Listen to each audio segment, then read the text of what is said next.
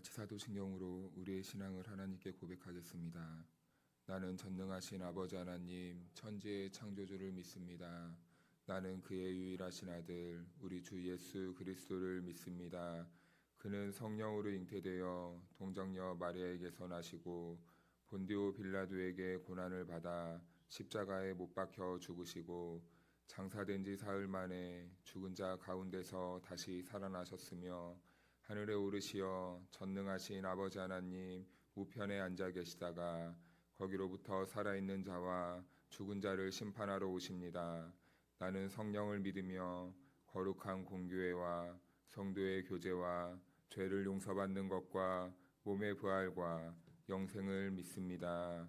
아멘. 찬송가 546장 주님 약속하신 말씀 위에서 다 같이 찬송하겠습니다.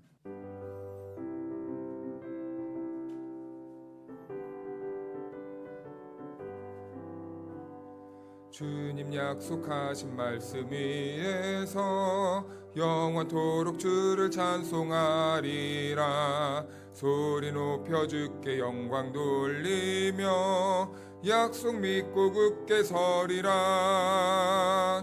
굳게 서리 영원하신 말씀 위에 굳게 서리 굳게 서리 그 말씀 위에 굳게 서리라. 주님 약속하신 말씀 위에서 세상 염려 내게 엄습할 때에 용감하게 힘써 싸워 이기며 약속 믿고 굳게 서리라. 굳게 서리 영원하신 말씀 위에 굳게 서리 굳게 서리 그 말씀 위에 굳게 서리라. 주님 약속하신 말씀 위에서 영원하신 주의 사랑이 믿고 성령으로 힘써 싸워 이기며 약속 믿고 굳게 서리라. 굳게 서리 영원하신 말씀 위에 굳게 서리 굳게 서리 그 말씀 위에 굳게 서리라. 주님 약속하신 말씀 위에서 성령 인도하는 대로 행하며 주님 품에 항상 안식 얻으며 약속 믿고 굳게 서리라.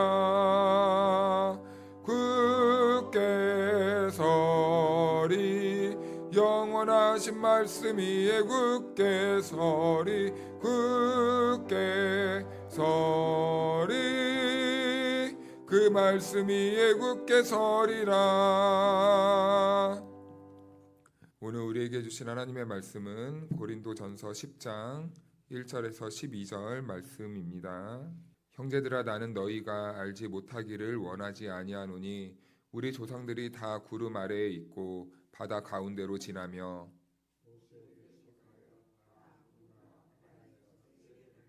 다 같은 신령한 음식을 먹으며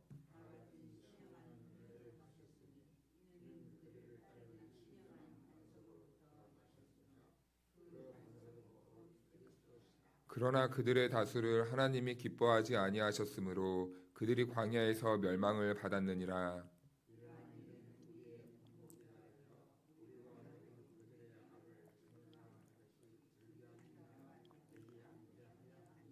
그들 가운데 어떤 사람들과 같이 너희는 우상 숭배하는 자가 되지 말라. 기록된 바 백성이 앉아서 먹고 마시며 일어나서 뛰논다 함과 같으니라.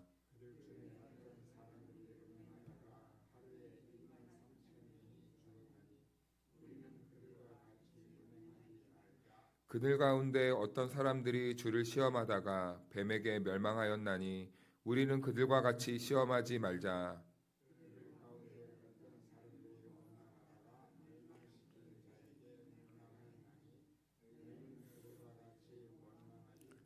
그들에게 일어난 이런 일은 본보기가 되고 또한 말세를 만난 우리를 깨우치기 위하여 기록되었느니라. 그런즉 선줄로 생각하는 자는 넘어질까 조심하라. 아멘. 할렐루야. 하나님의 은혜와 평강이 우리 모두에게 함께하기를 주님의 이름으로 축원하고 축복합니다. 신앙생활을 하다 보면 이런 질문이 자연스럽게 들어옵니다. 예수를 믿었으니까 이제 좀 잘 되겠지. 예수를 믿었으니까 이제는 내 문제가 다 해결되겠지. 예수를 믿었으니까 이제는 내 삶에 평안함이 찾아오겠지. 그런데 이상합니다. 왠지 더 힘들어지는 것 같습니다. 예수님을 믿어도 이상하게 갈등이 계속해서 밀려오는 것만 같습니다. 예수님을 믿기 전에는 그냥 하고 싶은 대로 살면 되었는데 예수님을 믿고 나니 이제는 하고 싶은 대로 살지 못하니 우리 안에 갈등이 몰려올 때 사실은 이런 고민을 하게 됩니다. 그런데 그 이유는 무엇인가 라고 보았더니 1절, 2절 말씀에서 이렇게 말씀합니다. 형제들아 나는 너희가 알지 못하기를 원하지 아니하노니 우리 조상들이 다 구름 아래 있고 바다 가운데로 지나며 모세에게 속하여 다 구름과 바다에서 세례를 받고. 여기에서 이제 우리 조상들이라는 표현이 나오는데 이 말은 바울은 지금 광야 시대에 그 이스라엘 백성들을 말하는 거예요. 그래서 지금 출애굽한 이스라엘 백성들을 우리 조상들이라고 표현하고 있습니다. 그런데 그들이 구름 아래에 있고 바다 가운데로 지나왔다라고 하면서 그 사건을 사도 바울은 하나님이 이스라엘 백성들에게 세례를 베푸신 사건이었다라고 이렇게 해석을 하고 있습니다. 그래서 이 사건은요, 이제 이스라엘 백성들이 홍해를 건너서 세례를 받았다는 것은 이제 그들이 하나님의 백성이 되었다라는 이런 의미를 담고 있는 거예요. 그래서 하나님의 그 이스라엘 백성들을 홍해를 건너게 하고 세례받게 하시고 그리고 그 하나님의 백성이 되는 그 출발의 자리로 인도하신 이유는 이제부터 이스라엘 백성들을 내 백성이라고 삼으시고 이제 그들과 함께 생활하기 위해서, 그리고 이스라엘 백성들이 하나님의 나라를 살아갈 수 있게 하기 위해서 그들을 그 홍해로 건너게 하신 사건이었다는 겁니다. 그래서요, 그 이스라엘 백성들은 이제 홍해를 건넌 것만으로 그들의 삶이 끝나지 않았어요. 어쩌면 이제부터 그들은 홍해를 건넘으로 인하여서 그들의 새로운 삶은 시작되는 것입니다. 그래서요, 하나님은 이스라엘 백성들을 홍해를 건너게 해서 그 홍해의 자리에 머무르게 하지 않으셨어요. 우리는 가끔 이럴 때가 있습니다. 우리가 구원받은 간격에만 머물러 있을 때가 있습니다. 하나님이 나에게 새 생명 주셨을 때 그 자리에만 안착하려는 모습을 보일 때가 있어요. 하지만 하나님께서는 이스라엘 백성들을 홍해를 건너게 하신 것만이 목적도 아니고, 그리고 또 광야 생활을 하게 하는 것이 하나님의 목적이 아니었습니다.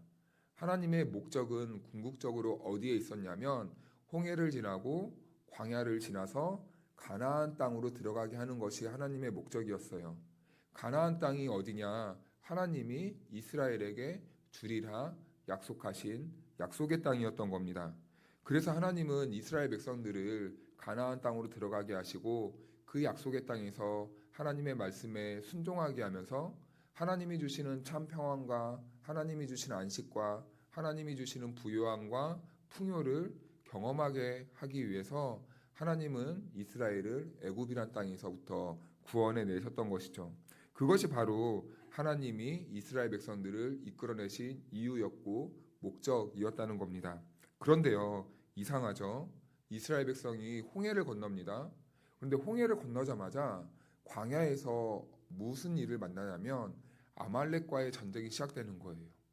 하나님을 믿고 따라왔는데 하나님을 믿고 따라가서 처음으로 겪는 사건이 아말렉과의 전투였다는 겁니다. 그들은 애굽에 있었으면 아말렉을 만날 이유가 없었어요. 그냥 애굽에서 하던 대로 살면 됩니다. 그런데 이스라엘 백성은 하나님의 부르심을 따라서 광야로 나와 봤더니 이상하게 아말렉과의 전투를 해야만 했던 것이죠. 이스라엘이 하나님의 백성이 되어서 하나님이 약속하신 그 땅으로 향하여서 나아가는 과정 속에서 아말렉과의 전쟁은 피할 수 없는 싸움이었다는 겁니다. 이것은 하나님이 계획하셨다는 거예요.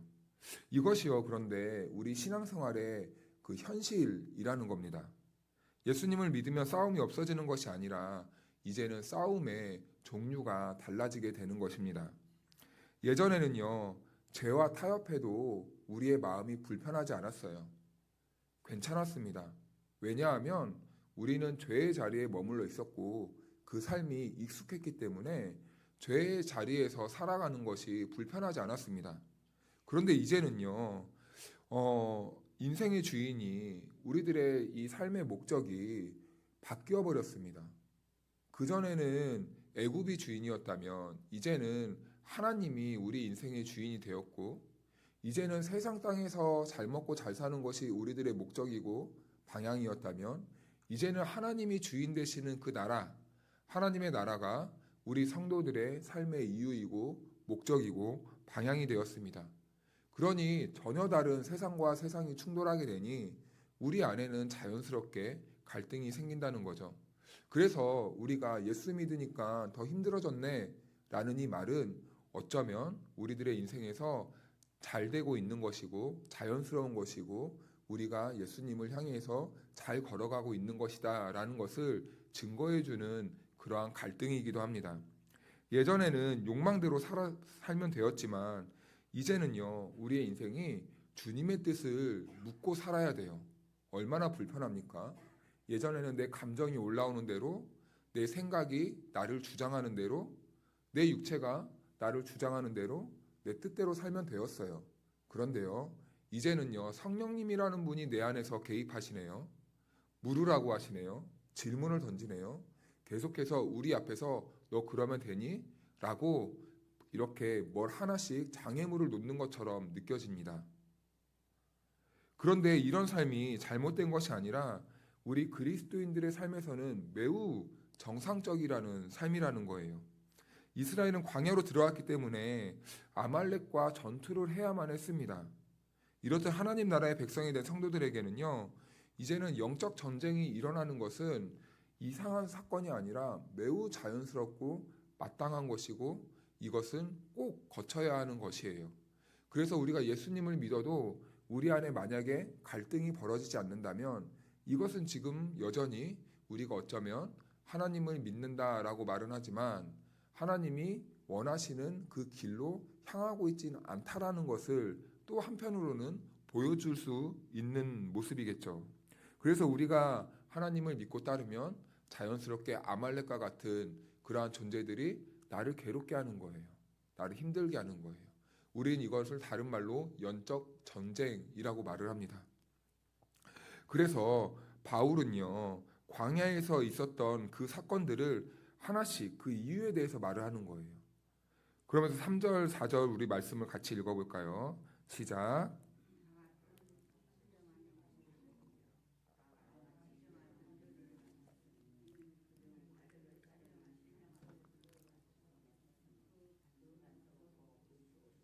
아멘. 그들은 하나님의 은혜 안에서 살게 되었습니다. 만나를 먹었고요. 그리고 하나님이 주시는 물도 마셨습니다. 그리고 모든 광야의 여정 가운데 그리스도께서 함께 하신다는 것, 그 은혜를 항상 받으며 살았습니다. 그런데요, 그 다음이 충격적인데요. 5절 말씀을 보니까 우리 같이 읽겠습니다. 시작.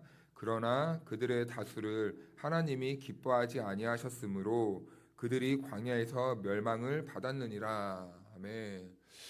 하나님이 이끄셨고 그리고 하나님이 주는 음식도 먹고 물도 마시고 의복을 입고 신발도 신고 그리고 하나님과 함께 광야 생활을 했습니다. 그런데 이상하죠. 그들이 다 하나님 광야에서 멸망을 받았다라고 해요. 그런데 그 이유가 하나님이 그들을 기뻐하지 않았다라고 이렇게 말합니다. 그렇다면 이제 우리는 광야에서 멸망받았던 그 이스라엘이 어떠한 행위로 하나님을 기쁘시게 해드리지 못했는지를 우린 봐야 되겠죠. 그래서 바울은요, 첫 번째 이유를요, 7절 말씀을 보니까 우상숭배 때문이라고 이렇게 말을 합니다. 그들 가운데 어떤 사람들과 같이 너희는 우상숭배하는 자가 되지 말라. 기록된 바 백성이 앉아서 먹고 마시며 일어나서 뛰논다 함과 같으니라. 네, 그들이 광야에서 멸망한 이유 첫 번째가 바로 우상 숭배였다는 거예요. 이건 바로 금송아지 사건을 떠올리게 하는 거죠. 모세가 보이지 않자 이스라엘 백성들은 불안해합니다. 불안해하니까 아론에게 우리를 인도했던 그 신을 보여달라라고 이렇게 말해요. 그들은 처음부터 다른 신을 찾은 것 같지만 그들에게 있어서 더 무서운 그 심리적인 요인은 무엇이었냐면 우리를 인도하신 그 신을 보여내라 라는 거예요. 그 신을 만들어내라, 하나님을 만들어내라 라는 그 욕망이었던 거예요.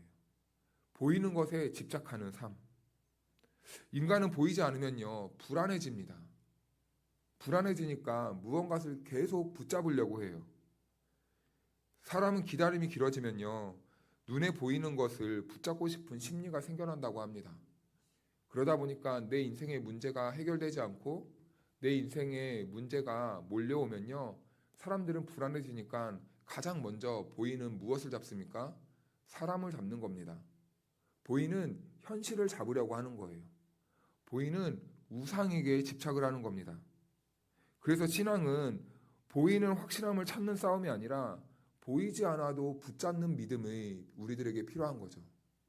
사랑하는 여러분, 우리는 이 세상을 살아갑니다.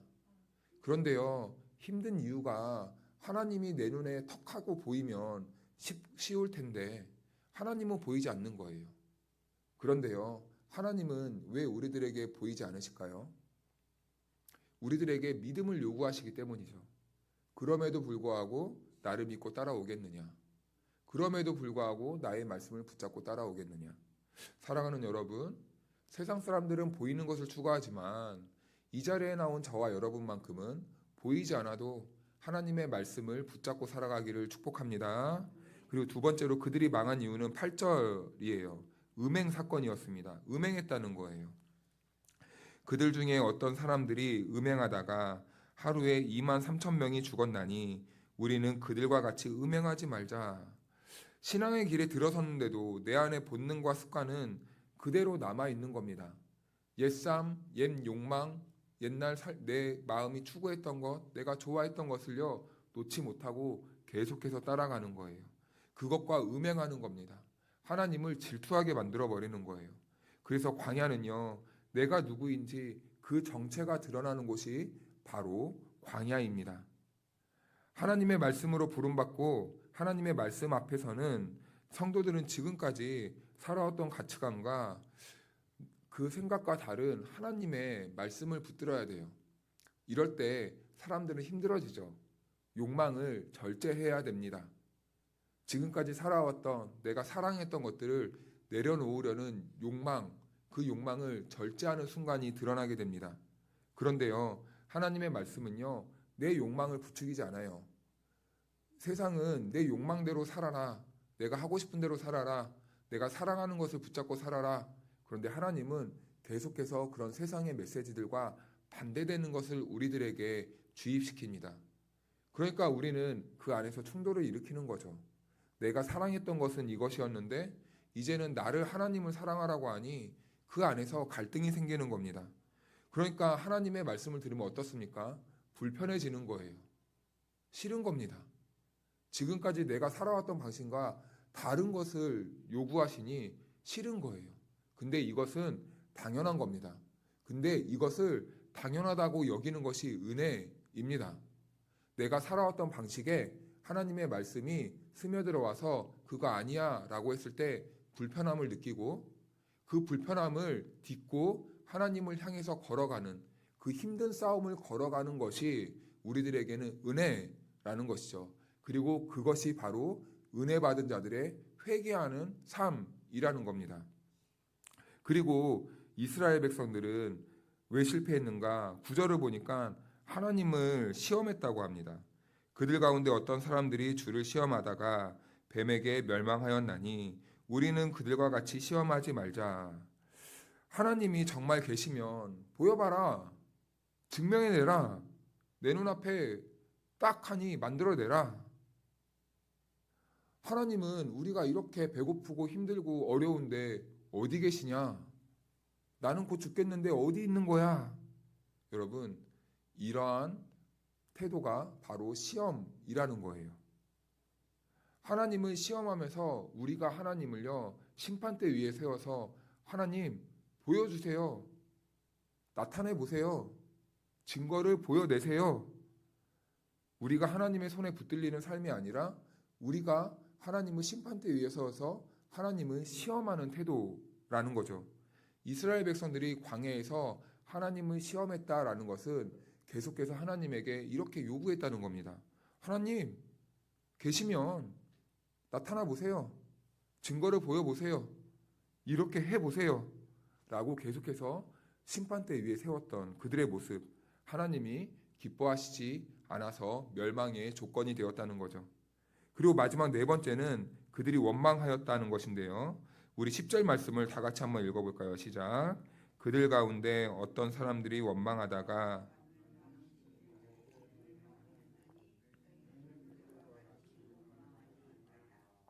아멘. 원망은요, 광야에서의 마지막 고질병이었습니다.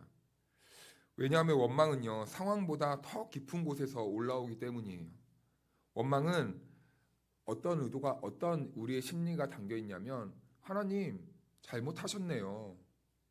하나님이 실수하셨네요. 하나님이 우리를 잘못 인도하셨네요. 라는 이 판단 속에서 원망이 시작되는 겁니다. 하나님이 하신 일이 틀렸다라고 단정되었을 때 그때부터 원망이 시작되는 거예요.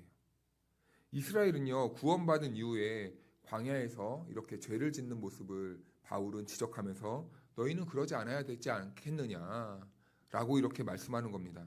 그런데 이것은 바울이 이런 이야기를 통해서 고린도 교회 성도들에게 이렇게 권면하는 내용이기도 하지만 사실은 이 이스라엘의 모습은 오늘을 살아가는 우리들의 모습이기도 하다는 거죠.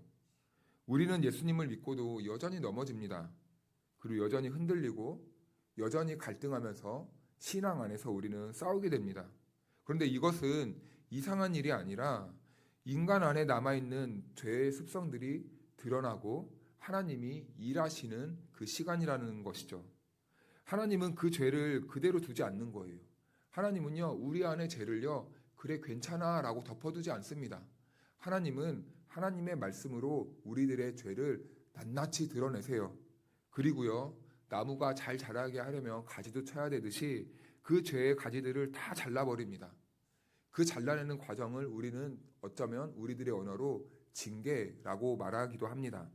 왜냐하면은 그 가지를 치는 징계는 우리들이 깨닫게 하시기 위한 하나님의 마음이 담겨 있는 거죠. 그래서 이것을 버리려는 것이 아니라 하나님은 우리들에게 더 좋은 열매를 맺게 하기 위해 우리들에게 죄의 가지를 이렇게 싹둑싹둑 잘라버리십니다. 그래서 바울은 이 이야기를 단순한 역사가 아니라는 그러한 결론을 내려요. 11절 12절 말씀을 보니까 우리 같이 한번 읽어볼까요? 시작. 그들에게 일어난 이런 일은 본보기가 되고 또한 말세를 만난 우리를 깨우치기 위하여 기록되었느니라. 그런즉 선줄로 생각하는 자는 넘어질까 조심하라. 아멘. 신앙의 가장 위험한 순간은 언제입니까? 내가 이 정도면 되었지. 나 정도면 괜찮겠지. 이렇게 스스로가 강하다고 생각할 때, 스스로가 괜찮다고 생각할 때, 사람들은 이럴 때 넘어집니다. 그래서 주로 시험에 빠지는 사람들은요, 어떤 전조 증상이 있냐면 나는 괜찮아. 나는 강해. 나는 흔들리지 않는다. 라고 생각할 때 많이 흔들리게 됩니다. 그래서 하나님은 광야를 통해 우리를 겸손하게 하기 위해 부르시는 거죠. 우리가 스스로 설 수 있는 것이 아니라 하나님의 은혜가 나를 붙잡고 있다라는 사실을 깨우치게 하기 위해 우리들을 광야로 부르시는 겁니다. 오늘 우리의 삶도 광야와 같죠. 때로는 우리 안에서 싸움이 일어나기도 하고 그리고 넘어짐이 있고 그리고 또 끊어내지 못하는 반복되는 연약한 죄의 모습들도 있습니다.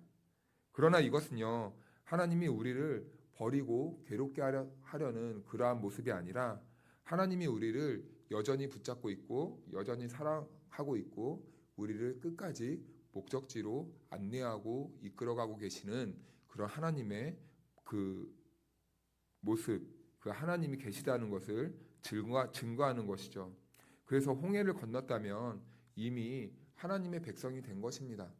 우리가 예수 믿고 구원의 길로 구원받았다면 우리는 이미 하나님의 백성이 된 거예요. 그리고 하나님은 광야에서 우리를 훈련시킵니다.